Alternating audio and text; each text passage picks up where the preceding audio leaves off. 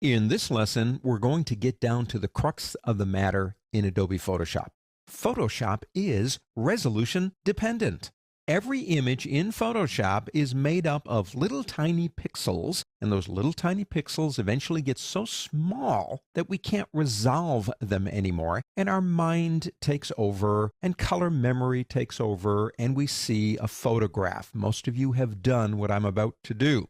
If I come over here and pick up the zoom tool, and get over here on this nice flower and begin zooming in, eventually we get to see the components that make it up, the little tiny pixels, and there they are. Of course, if we take it back down in size, it looks beautiful.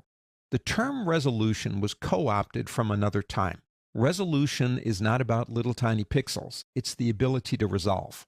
And like I said, eventually the image gets so small we can't resolve the bricks, and our brain takes over and sees a flower. That's how it works.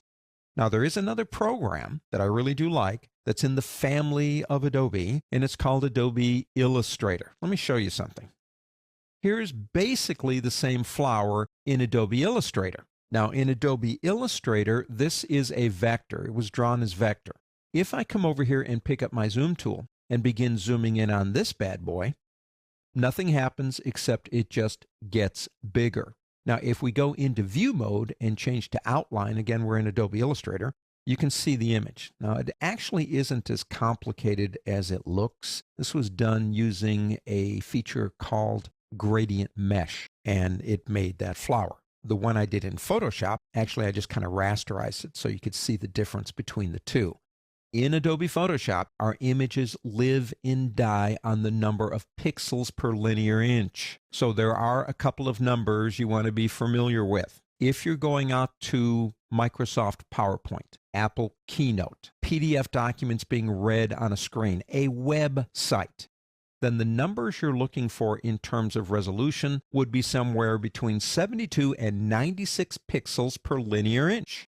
That gives us quality on a monitor that goes, wow, that looks really good. But if we tried to print it, our minds would be able to resolve the pixels and it would look on paper pixelated.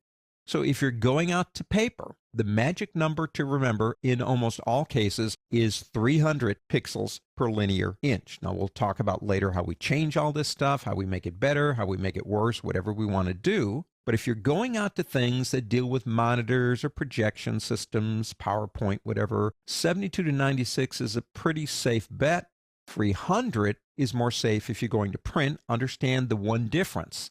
The more bricks in the wall, the bigger the file. The more bricks in the wall outside in the real world, the heavier the wall gets. Our files get bigger. So we're doing a trade-off here in deciding on how big to make the file using a lot of different features. One of those is the resolution. Remember that. In Adobe Photoshop, images live or die, depending on what you're doing with them, by the resolution.